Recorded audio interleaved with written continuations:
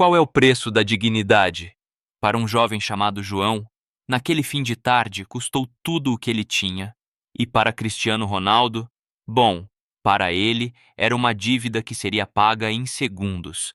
A cena começa sem alarde, num restaurante popular no coração pulsante de São Paulo. Não era um lugar chique, não tinha toalhas de linho nem talheres de prata. Era um lugar de verdade, com cheiro de comida caseira, o barulho de conversas cruzadas e o som metálico dos garfos batendo nos pratos. O tipo de lugar onde a vida acontece sem pedir licença. E ali, sentado numa mesa discreta no canto, estava um homem que o mundo conhecia, mas que naquele momento queria apenas ser um anônimo. Vestia uma camiseta simples, um boné que escondia parte do rosto e olhava pela janela com uma tranquilidade que o dinheiro não compra. Era Cristiano Ronaldo, mas sem a armadura de celebridade. Ele era apenas um homem esperando sua refeição, buscando um fragmento de paz na cidade que nunca dorme. Do outro lado do salão estava João, um rapaz de 20 e poucos anos com um cansaço nos olhos que denunciava horas de trabalho duro, mas com um sorriso educado que nunca abandonava o rosto. João não trabalhava ali por ambição, trabalhava por necessidade. Cada real que ganhava era para os remédios da mãe, que lutava contra uma doença silenciosa em casa. Ele se movia pelo restaurante com uma eficiência quase invisível, limpando uma mesa aqui, anotando um pedido ali, sempre com uma palavra gentil. Ele era a alma daquele lugar, embora ninguém parecesse notar. E então havia Otávio, o gerente. Um homem de meia idade, com um terno barato e uma arrogância cara. Otávio não gerenciava, ele reinava. Seu pequeno restaurante era seu feudo, e os funcionários, seus servos. Ele se deliciava em humilhar os mais fracos para se sentir grande e bajulava qualquer um que parecesse ter dinheiro, na esperança de uma gorjeta generosa ou de um contato influente. O ar pesado começou a se formar quando um cliente, um empresário local conhecido por sua prepotência, sentou-se na mesa ao lado da de Ronaldo. Sem reconhecer o jogador, ele começou a fazer piadas altas sobre o homem de boné. Olha lá, mais um desocupado querendo aparecer. Deve estar esperando uma esmola. O riso do empresário ecoou pelo salão. Otávio, farejando uma oportunidade de agradar um cliente rico, entrou na onda. Aproximou-se da mesa de Ronaldo com um desprezo visível. Senhor, se não vai consumir nada de valor, peço que libere a mesa. Temos clientes importantes esperando. A forma como ele disse importantes era uma faca, apontada diretamente para o homem de camiseta simples. João, que ouvia tudo do balcão, sentiu o estômago revirar. Ele via aquilo todos os dias. Otávio pisando nos outros para se sentir mais alto. Mas dessa vez foi diferente. Havia uma calma no homem de boné que parecia amplificar a injustiça. Com passos firmes, João se aproximou da mesa. Sua voz era baixa, mas carregada de uma firmeza que surpreendeu a todos. Senhor Otávio, com todo o respeito, aqui nós tratamos todos os clientes com dignidade. Este senhor está aguardando o pedido dele, assim como todos os outros. Por um segundo, o restaurante ficou em silêncio. O empresário parou de rir. Otávio virou o rosto lentamente na direção de João, seus olhos se estreitando em fendas de pura fúria. A ousadia, a insubordinação. Como um simples funcionário se atrevia a corrigi-lo na frente de um cliente valioso? A raiva de Otávio era como um veneno subindo pela garganta. Ele não via mais um funcionário, via um inseto para ser esmagado. Um sorriso cruel se formou em seus lábios. Dignidade, João. Você quer falar sobre dignidade? Ótimo. Vou te ensinar uma lição sobre o seu lugar neste mundo. E vai ser agora, na frente de todo mundo. Ronaldo, que até então permanecia imóvel, levantou o olhar lentamente debaixo da aba do boné. Seus olhos não demonstravam raiva. Era algo muito pior. Um frio calculista, uma observação profunda. Ele não ia intervir. Ainda não. Ele ia assistir. Ele queria ver até onde a crueldade humana poderia ir. A humilhação de João estava prestes a se tornar o espetáculo principal daquela tarde. E o que ninguém imaginava é que aquele simples garçom, ao defender um estranho, tinha acabado de acender um pavio que faria o mundo inteiro explodir. O ar no restaurante ficou denso, quase irrespirável. O murmúrio das conversas cessou, substituído por um silêncio tenso, aquele tipo de silêncio que precede uma tempestade. Todos os olhares se voltaram para o centro do salão, onde Otávio, o gerente, parecia crescer em sua própria maldade. Ele apontou um dedo trêmulo para João. Você acha que tem o direito de me dizer como tratar os clientes? Você, um Zé Ninguém que limpa restos de comida para viver? A voz dele era alta, performática, garantindo que cada pessoa no recinto ouvisse a humilhação. João ficou paralisado, o rosto corando de vergonha. Ele queria responder, queria se defender, mas as palavras pareciam presas na garganta. Ele pensou na mãe, esperando em casa. Perder aquele emprego não era uma opção, era uma sentença. Alguns clientes pegaram seus celulares, discretamente começaram a filmar. Não por um senso de justiça, mas pelo desejo mórbido de registrar o desastre alheio, de ter uma história para contar mais tarde. Era o entretenimento da crueldade. Ninguém interveio, ninguém disse uma palavra. Eram todos espectadores passivos no Coliseu de Otávio. No canto do restaurante, uma mulher de aparência discreta, que até então parecia absorta em seu notebook, ajustou o ângulo do celular. Diferente dos outros, ela não filmava com a curiosidade de um amador. Havia uma precisão em seus movimentos, uma calma profissional. Ela não estava apenas gravando, estava documentando. Ronaldo continuava em sua mesa, uma estátua de silêncio. Seu olhar era indecifrável. Ele observava cada detalhe. As mãos de João tremendo, o sorriso sádico de Otávio, os rostos indiferentes dos outros clientes. Era como se ele estivesse absorvendo a cena, catalogando cada grama de injustiça. A sua quietude era a coisa mais assustadora no ambiente. Não era passividade, era contenção. Uma energia poderosa sendo represada, esperando o momento exato para romper. Já que você gosta tanto de dignidade, João, continuou Otávio com um tom teatral, vou te dar uma tarefa digna. Ele pegou um copo de refrigerante da mesa do empresário e, deliberadamente, o derramou no chão. O líquido escuro e pegajoso se espalhou pelo piso. Limpe, agora, de joelhos. A ordem ecoou como um tiro. De joelhos. Não era sobre limpar a sujeira, era sobre quebrar um homem. João olhou para a poça no chão, depois para o rosto de Otávio. As lágrimas ardiam em seus olhos, mas ele a segurou. Engolindo o orgulho, a dor, a raiva, ele caminhou lentamente até o armário de limpeza, pegou um pano e se ajoelhou. O som do tecido áspero esfregando o chão era o único ruído no restaurante. Cada movimento era uma facada em sua alma. Ele não olhava para ninguém, mantinha os olhos fixos no chão, como se aquele pequeno universo de sujeira fosse seu único refúgio. Ele só pensava na mãe. É por ela, repetia em sua mente, como um mantra para sobreviver àquele momento. Quando terminou, levantou-se devagar, as pernas bambas. Otávio, no entanto, não estava satisfeito. A humilhação não fora suficiente. Ele precisava do golpe final. Pegue suas coisas. Você está demitido. E saia pela porta da frente, para que todos vejam o que acontece com quem não sabe o seu lugar. Com o queixo erguido, como se tivesse acabado de vencer uma grande batalha, Otávio se virou para o empresário e sorriu, esperando aprovação. João, derrotado, foi até o pequeno armário dos funcionários. Pegou sua mochila surrada, o único bem que possuía ali. Ao passar pela mesa de Ronaldo a caminho da porta, ele parou por um instante. Seus olhos, agora marejados, encontraram os do jogador. Em voz baixa, quase um sussurro, ele disse: Obrigado, senhor, por me lembrar que eu deveria ter feito a coisa certa.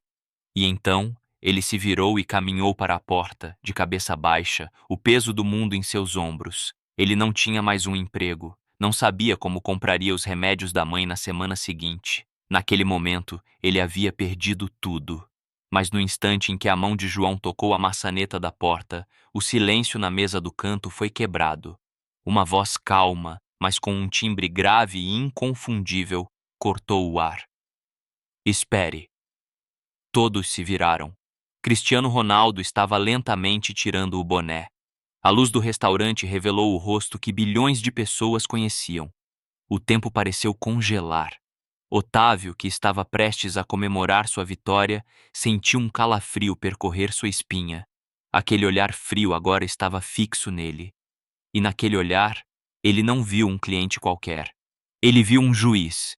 E o julgamento estava prestes a começar. O que aconteceria a seguir não seria uma discussão, seria uma execução. E as câmeras de celular, que antes filmavam a humilhação de um homem pobre, agora estavam prestes a registrar a queda de um tirano. O silêncio que se instalou no restaurante era diferente de antes. Não era mais um silêncio de tensão, mas de choque puro. Era como se o ar tivesse sido sugado do ambiente. Os celulares que antes filmavam discretamente agora se erguiam de forma descarada, as lentes tremendo nas mãos dos clientes.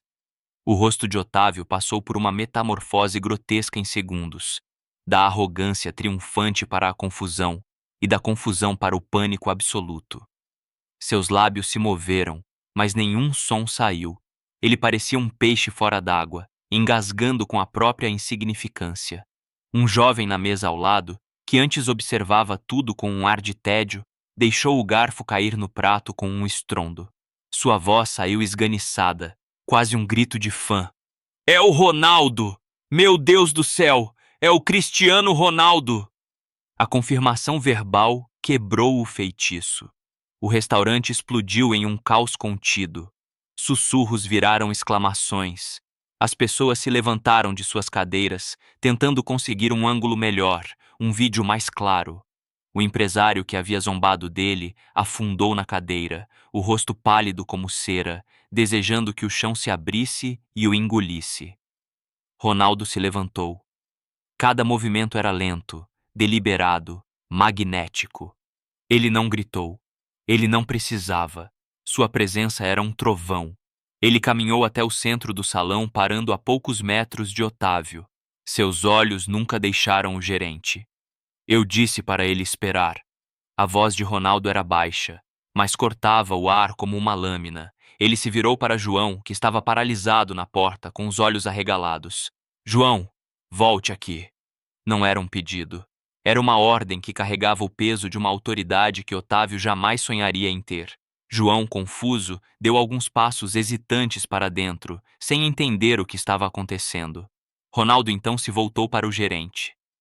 Esse homem volta a trabalhar agora, com um pedido de desculpas público e um aumento.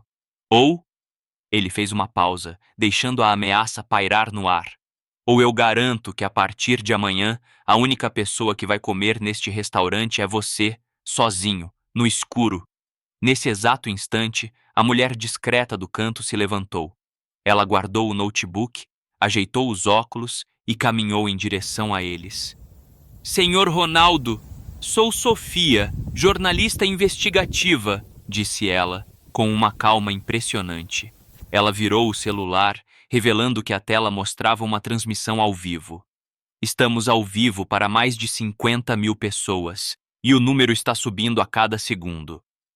O rosto de Otávio se tornou uma máscara de horror. Não era mais um incidente interno, era um escândalo nacional. O vídeo da humilhação, seguido pela revelação chocante, estava explodindo na internet em tempo real.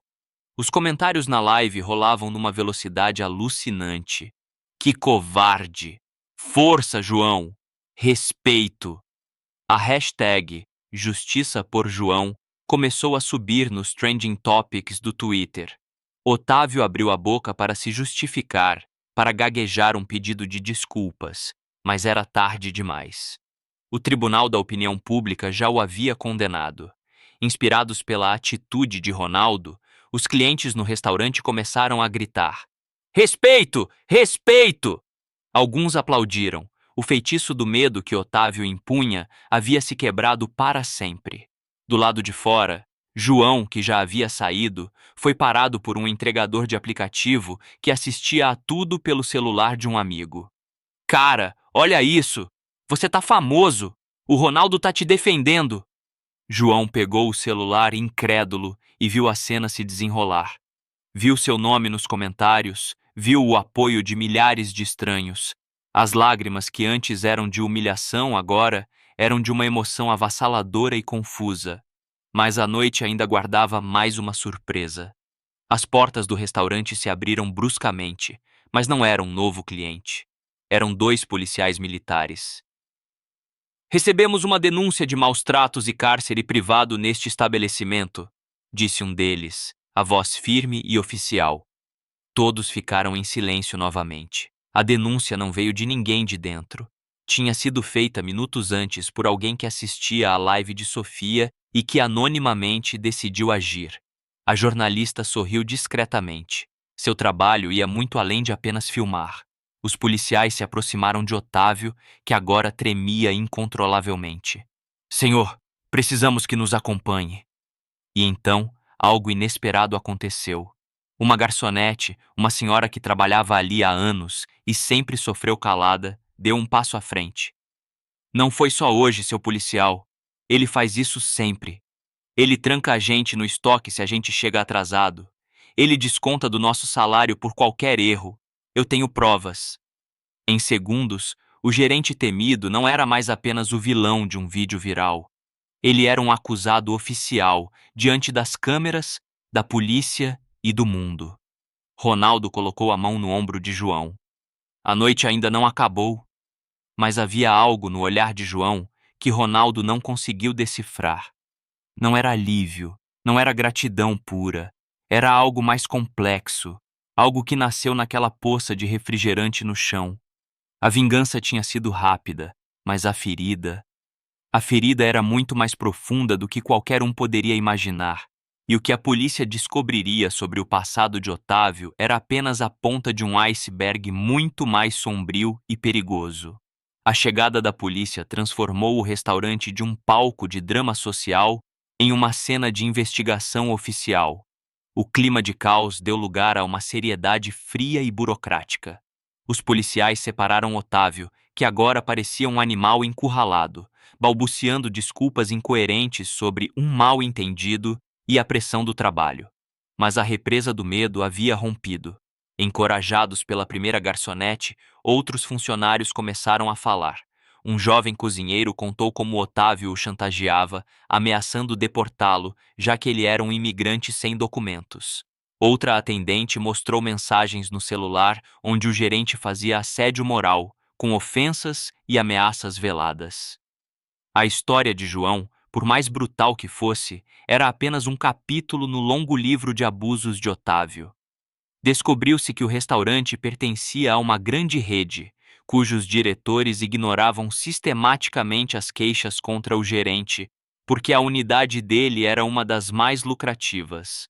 A podridão era muito mais profunda do que parecia. Otávio não era um tirano isolado.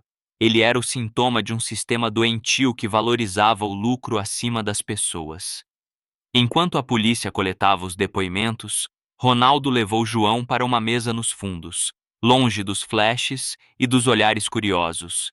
A jornalista Sofia manteve uma distância respeitosa, mas sua câmera continuava ligada, capturando a interação em silêncio. João, começou Ronaldo, a voz agora mais suave. Ninguém merece passar pelo que você passou. O que aquele homem fez foi desumano. Ele fez uma pausa, olhando nos olhos do rapaz. Eu quero te fazer uma proposta. Não aqui. Longe disso tudo. Venha trabalhar comigo, na minha equipe pessoal, cuidando da logística dos meus projetos sociais. Um trabalho com dignidade, com respeito, com um salário que vai permitir que você cuide da sua mãe sem preocupação. Era a oferta de uma vida. O final de conto de fadas que qualquer um esperaria. Sair do inferno daquele restaurante para trabalhar ao lado de um dos maiores ícones do planeta. Era a redenção, o prêmio pela sua coragem. Mas a reação de João não foi a esperada. Ele não chorou de alegria. Ele não sorriu de alívio. Ele continuou olhando para as próprias mãos, que ainda tremiam um pouco. Um silêncio pesado se instalou entre eles. Senhor Ronaldo, João começou, a voz embargada. Eu não sei. A resposta pegou Ronaldo de surpresa. Não sabe? João, esta é a sua chance de deixar tudo isso para trás. João finalmente levantou o olhar, e em seus olhos não havia apenas gratidão, havia dor, e havia algo novo, algo duro que não estava lá antes, orgulho ferido. Senhor, quando eu estava de joelhos limpando aquele chão, eu não senti só humilhação. Eu senti raiva. Raiva de mim mesmo por ter deixado chegar naquele ponto. Por ter aguentado tanto tempo calado. Ele respirou fundo. O Senhor me defendeu. O mundo inteiro me defendeu. E eu sou eternamente grato. Mas se eu aceitar sua ajuda agora, eu vou ser para sempre o coitado que o Ronaldo salvou. As pessoas não vão ver o João. Vão ver o seu projeto de caridade. As palavras de João eram como socos. Eram a verdade nua e crua de alguém cuja identidade tinha sido roubada e substituída por um rótulo. Ele não era mais um garçom. Ele era uma vítima, um meme, um símbolo, e ele odiava isso. Eu preciso, eu preciso encontrar o meu próprio caminho. Ele continuou, a voz ganhando força. Eu não sei como, não sei o que vou fazer amanhã, mas precisa ser algo meu, conquistado por mim. Senão aquela imagem, eu de joelhos, nunca vai desaparecer da minha cabeça. Ronaldo o encarou, atônito. Ele esperava lágrimas, abraços, agradecimentos. Não esperava aquela demonstração de força, aquela recusa dolorosa, mas digna. Ele viu diante de si não mais um garoto assustado, mas um homem forjado no fogo da humilhação, que se recusava a ser definido por ela. Ele entendeu que oferecer ajuda era fácil. O difícil era entender o que a vítima realmente precisava. E talvez o que João mais precisava naquele momento não era de um emprego, mas de recuperar o poder sobre a própria vida. A conversa foi interrompida por um policial. Senhor João, precisamos do seu depoimento formal na delegacia. O senhor é a testemunha principal. João assentiu. Ele se levantou, olhou para Ronaldo e disse: Obrigado por tudo, senhor. De verdade. Mas esta parte eu preciso fazer sozinho. Ele se afastou, caminhando com uma postura que não tinha antes. Ele não era mais a vítima cabisbaixa. Era um homem com um propósito. Ronaldo ficou sentado, sozinho na mesa, enquanto o mundo lá fora celebrava a vitória. Mas ele sabia que a história estava longe de acabar. A vingança tinha acontecido. A justiça estava a caminho. Mas a verdadeira batalha de João, a batalha interna para se reerguer, estava apenas começando. E o que ninguém sabia era que, na delegacia, João não daria apenas um depoimento.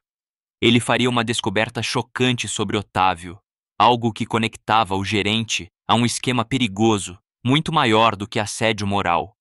A noite estava prestes a ficar ainda mais sombria. A noite se transformou em madrugada e a história já não pertencia mais às paredes do restaurante. Pertencia ao Brasil. Os telejornais da manhã abriram com a imagem de Cristiano Ronaldo confrontando o gerente. A live de Sofia foi cortada e retransmitida incansavelmente, analisada por especialistas em comportamento, advogados e celebridades. João, o garçom anônimo, agora tinha um rosto conhecido em todo o país. Sua foto estava em todos os portais de notícia. Ele se tornou um símbolo instantâneo da luta contra a humilhação no trabalho. Mas enquanto o mundo o celebrava como herói, João se sentia mais perdido do que nunca. Na delegacia, a realidade se mostrou muito mais complexa e suja do que a narrativa viral. Durante seu depoimento, ao descrever as práticas de Otávio, ele mencionou o estoque, o lugar onde o gerente trancava os funcionários como castigo. Um detalhe que ele disse quase sem pensar. Mas essa palavra acendeu um alerta no delegado, um homem experiente e cético. Eles foram até o restaurante, agora interditado. No fundo do estoque, Atrás de caixas de alimentos, encontraram um fundo falso. E lá dentro, não havia comida.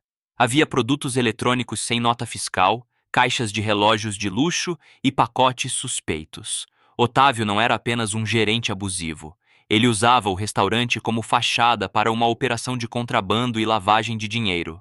A arrogância dele, a necessidade de controle absoluto, não vinha apenas de um complexo de inferioridade. Vinha do medo de que algum funcionário curioso descobrisse seu verdadeiro negócio. A humilhação de João não foi um ato impulsivo.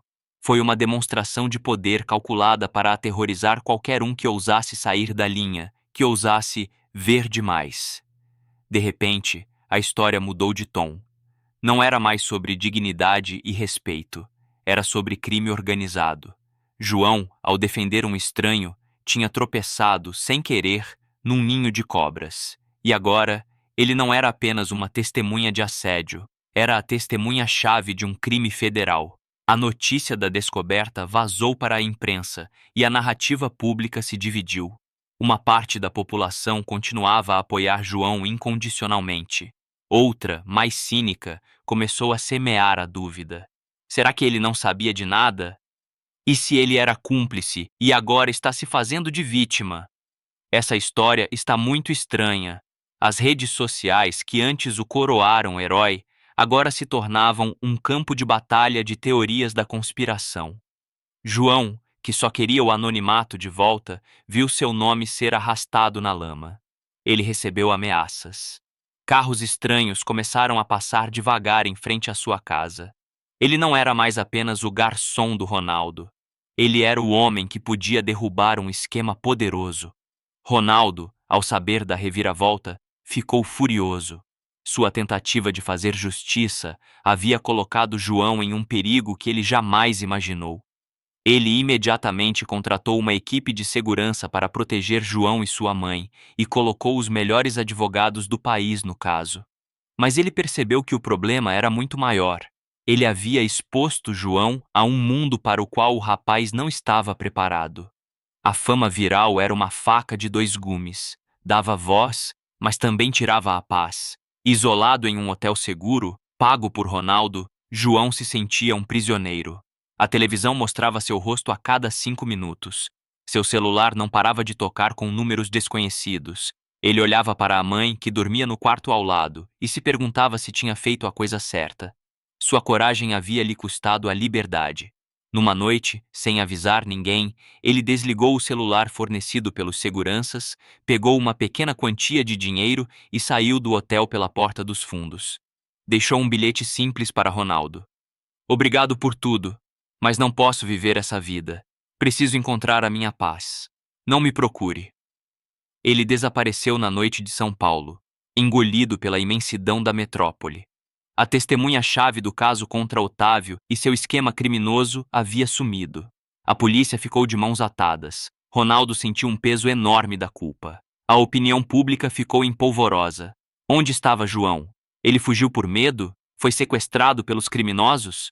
Ou ele era, desde o início, parte de tudo aquilo e fugiu para não ser pego? O herói da nação havia se tornado o maior mistério do país. A história, que começou com um simples gesto de dignidade, havia se transformado em um thriller policial complexo e perigoso.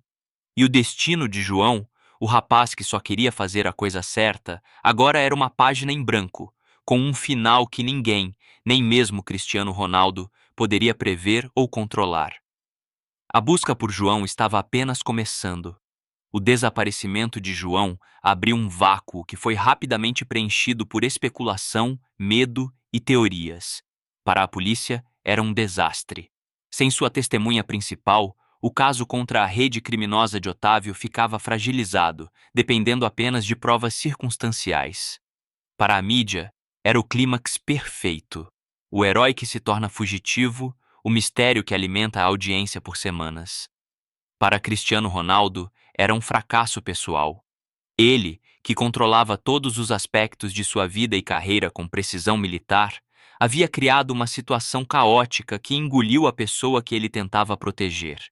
Ele mobilizou recursos, Contratou investigadores particulares, mas João parecia ter sido apagado da face da terra. Era como procurar uma agulha num palheiro do tamanho do Brasil. E então, o que aconteceu com João? Ninguém jamais soube a história completa. A verdade se fragmentou em lendas urbanas, sussurros contados em mesas de bar e teorias de internet. A história dele não teve um final, mas vários.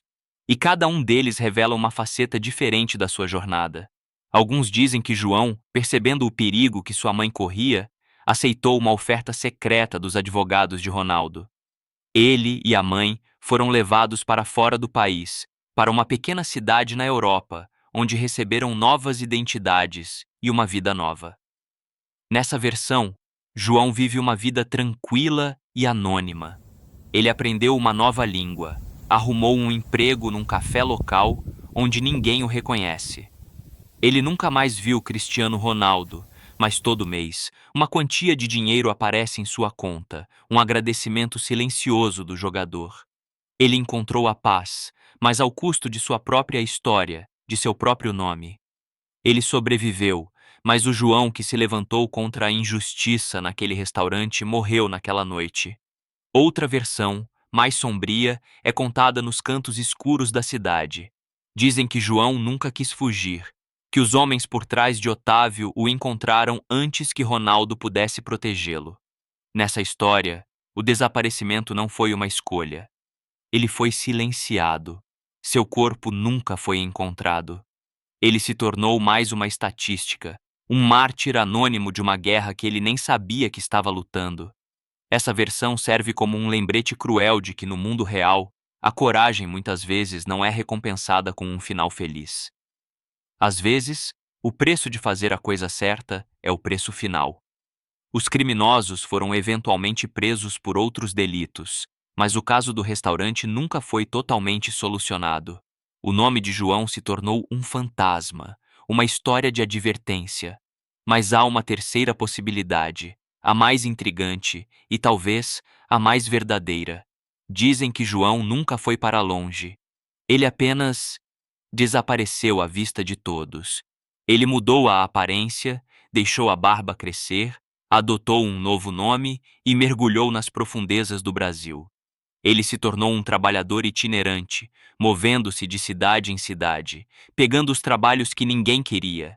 Ele não fugia de ninguém. Ele fugia do rótulo de herói, de vítima, de símbolo. Ele descobriu que a única maneira de recuperar sua identidade era se desfazendo de todas as outras que o mundo tentou lhe impor. Nessa lenda, João encontrou uma forma de dignidade muito mais radical, a dignidade do anonimato completo. Ele não queria ajuda, não queria fama, não queria vingança. Ele só queria o direito de ser simplesmente João, um homem comum, dono do próprio destino, forjando seu caminho com as próprias mãos, longe de câmeras, de heróis e de vilões.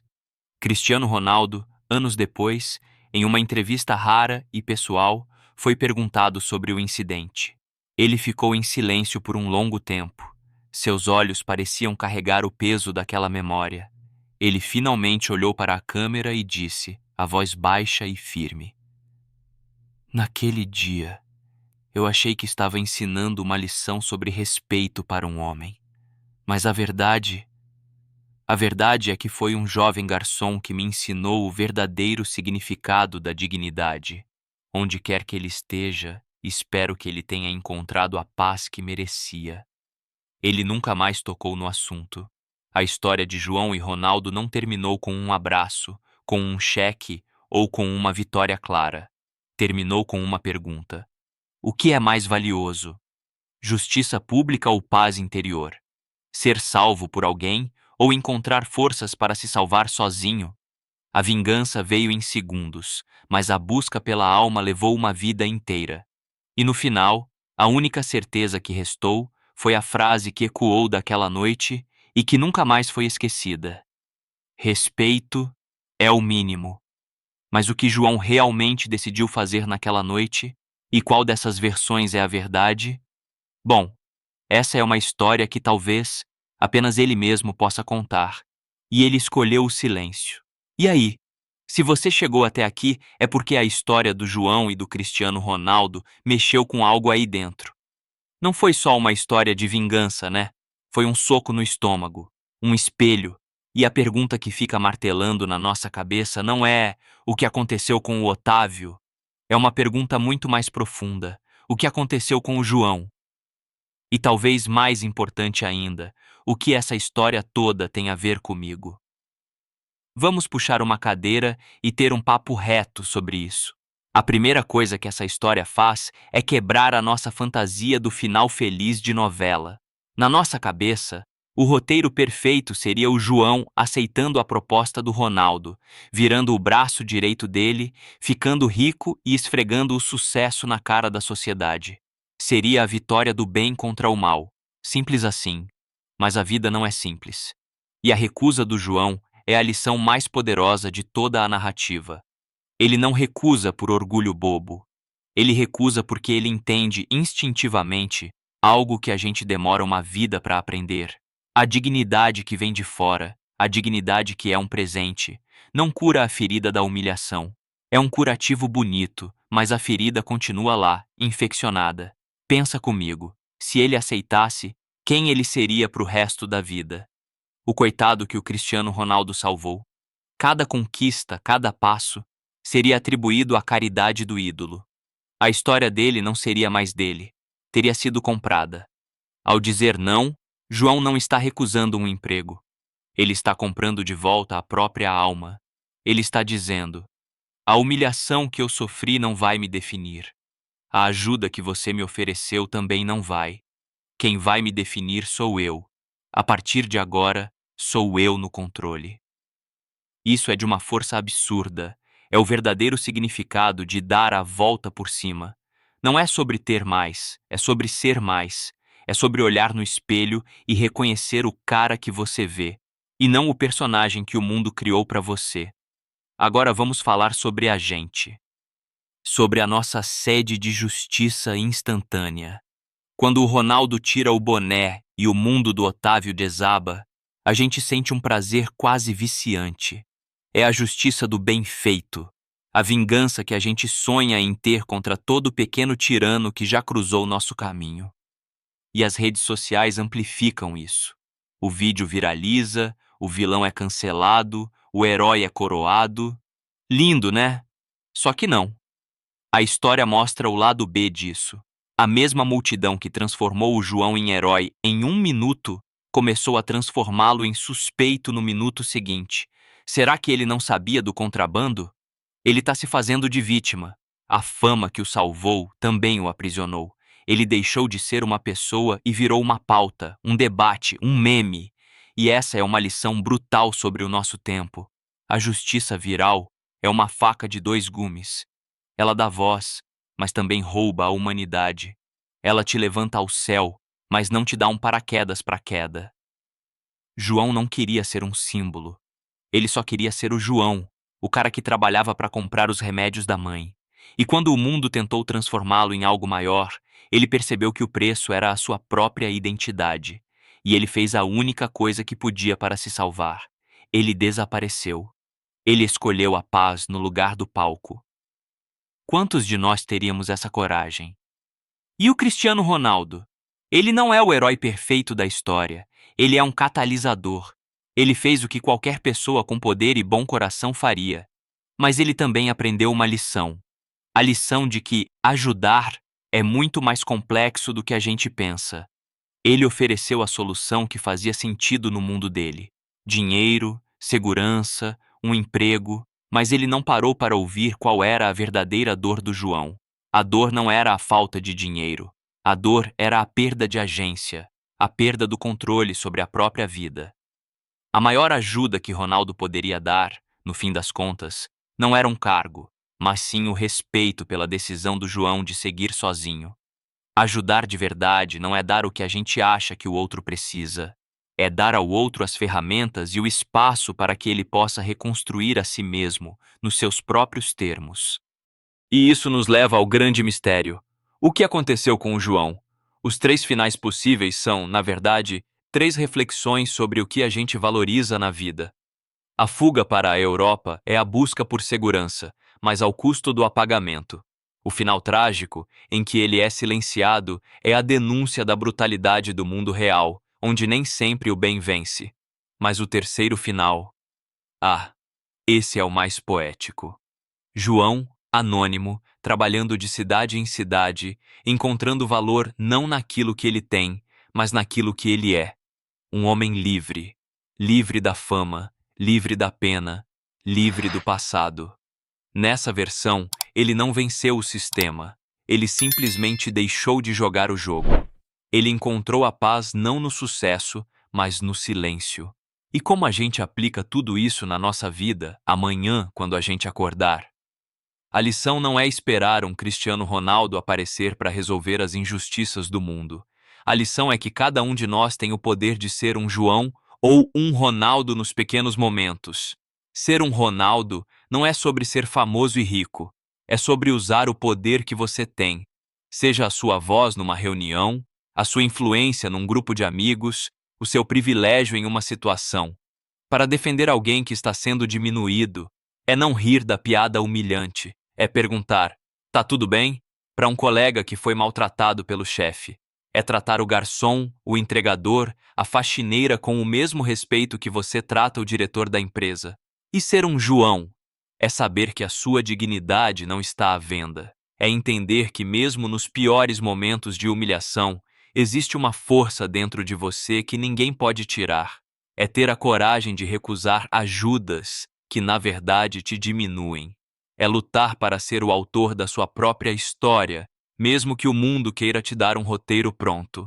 No fim das contas, essa história inteira se resume a uma única frase, que deixou de ser um detalhe para virar o coração de tudo. Respeito é o mínimo. Não é um favor, não é um luxo, não é algo que você dá para quem merece. É a base, é o ponto de partida, é o que nos torna humanos. E essa não é uma responsabilidade de celebridades ou de heróis. É nossa, minha, sua. É uma prática diária, silenciosa, longe de qualquer câmera. Começa no bom dia que você dá ao porteiro, no obrigado que você diz ao motorista do ônibus, na paciência que você tem com quem te atende. Começa quando a gente para de olhar para as pessoas e começa a enxergá-las. A vingança pode ter vindo em segundos, mas a construção de um mundo com mais respeito, essa leva uma vida inteira. E começa agora. Essa história não termina aqui. Na verdade, ela recomeça. Recomeça com cada um de nós, nas nossas escolhas diárias. Se essa reflexão e essa história tocaram você de alguma forma, se fizeram você pensar, sentir, se indignar, então não deixe esse sentimento morrer. Transforme ele em ação. Primeiro, deixa o seu like aqui no vídeo. Não é só um clique. É um jeito de dizer pro algoritmo que essa mensagem é importante e que mais pessoas precisam ter acesso a essa discussão. Segundo, compartilha. Manda naquele grupo da família, dos amigos, do trabalho. Manda para aquela pessoa que você sabe que tem um coração bom, ou para aquela que talvez precise se lembrar do poder de um simples gesto de respeito. Terceiro, se inscreve no canal. Se você gosta de histórias que vão além do entretenimento, que te fazem questionar e que te inspiram a ser uma pessoa melhor, aqui é o seu lugar. Ativa o sininho para não perder nada. E o mais importante de tudo, comenta aqui embaixo. O seu comentário é a continuação dessa conversa. Eu quero muito saber a sua opinião. Para você, qual foi o verdadeiro destino do João? E na sua vida, no seu dia a dia, como você coloca em prática o respeito é o mínimo? Vamos transformar esse espaço de comentários em um mural de boas práticas, de histórias, de inspiração. Porque quanto mais a gente fala sobre respeito, mais ele se torna real. Obrigado por ter ficado até aqui. A gente se vê no próximo vídeo. E até lá, seja a diferença que você quer ver no mundo.